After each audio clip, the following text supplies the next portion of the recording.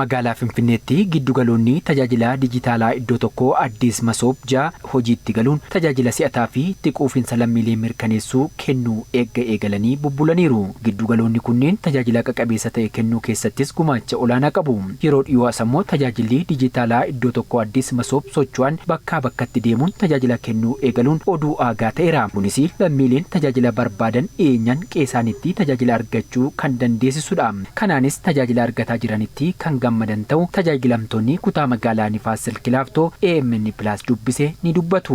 Mattaawaqaatu na jalaa badee ture. Karaa irratti otoo deemaa jiru boorsaa faana na jalaa badee ture.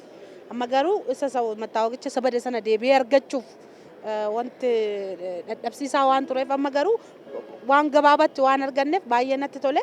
Ani namanne iyyuu makiinaa keessa seenee wanta akkasii jira jedhee namanne. Na baay'ee natti toleera. Tajaajila si'ataa kenna. Lammaffaa yeroo qusata sadaffaarratti hawaasni bakka barbaade irratti argachuu danda'a. Tajaajila barbaadu bakka jiru irratti argachuu danda'a.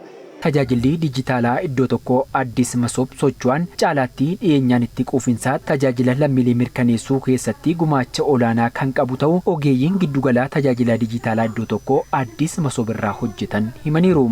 Lafa uummanni keenya jiru hojii isaa ta'u hojjetatu isa isaan dur dhufanii nu biraati tajaajila fudhatan sana sun hafee amma nuyi gara isaanii dhaqnee maal barbaadan maal isin tajaajilu jenneetu bifa moobaayil sarviisiitti gallee jechaadha. Akkuma isin argitan baasiin kuni kunoo har'a asitti warri naannoo Nifaas Silki Laaftoo jiraatan taraadhaan hiriiraniitu tajaajila argataa kan isaan jiran jechaadha. Bu'aansaa tajaajilli iddoo tokko kuni tokkoffaa sa'aatii qusata, lammaffaa siistemni isaa seeraan isa duraarraa addadha. Wantoota dura darbanirraa addatti kan kennudha.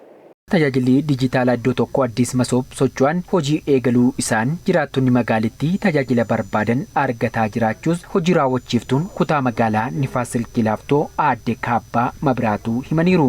እድለኛ ሆነን እኛም እንደ ክፍለ ከተማችን ይሄንን አገልግሎት gara kutaa magaalaa keenyaa dhufee tajaajila kennuu isaan caarraa qabeessa ta'anirra kanas adda kan taasisu duraan tajaajilli biirootti kennamaa ture. Tajaajila argachuufis biiroon dirqama ture jechuudha. Yeroo ammaa kana ammoo biiroo deemuun dirqamaa miti. Dhimma biraa osoo hojjetan gara giddugala tajaajila Addis Masoob socho'aa kanatti dhufuun yeroo gabaabaa keessatti tajaajila barbaadan argachuu ni danda'u. Tajaajilli kennamus saffisa guddaa qaba. Akka magaalaa Finfinneetti wiirtuun tajaajila dijitaalaa iddoo tokkoo Addis Masoob jaa tajaajila kennaa jiraniin tajaajila gosa 150 ol jiraattota magaalittiif kennamaa jiraachuu hoogganaan giddugala tajaajila dijitaalaa iddoo tokkoo Addis Masoob Injiinar Dassaaleny Tarrafaa himaniiru. Wiirtuu jaa hojii eegalsiifnee jirra. Wiirtuu jaan kana keessatti waajjiroota 25 tajaajila kennaa jira.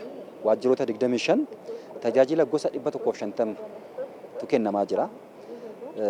Kanaaf namni tokko fakkeenyaaf tajaajila gosa 5, 4, 6 yoo barbaade waajjira garaa garaa dhama'uu jooruun barbaadu bakkuma tokkotti kennamaa jechuudha.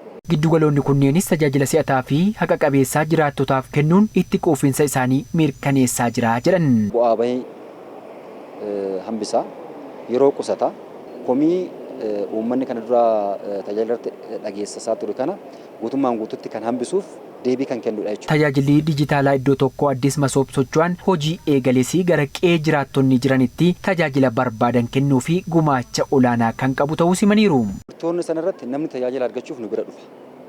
Amma immoo inni konkolaataadhaan sosochoonee baasiidhaan sosochoonee kenninu kuni naannoo jireenya isaatti, naannoo waajjira isaatti namni akkuma carraa bakka tokkotti gaafa baasii keenya argate tajaajila argachuu danda'a. Amma yeroodhaaf kutaa magaalaa garaa garaa deemnee tajaajila kan kennaa jirru akkuma wiirtuu dabalaa jirru lakkoofsa baasiis dabalaa baay'isaa deemuu dandeenya jechuudha.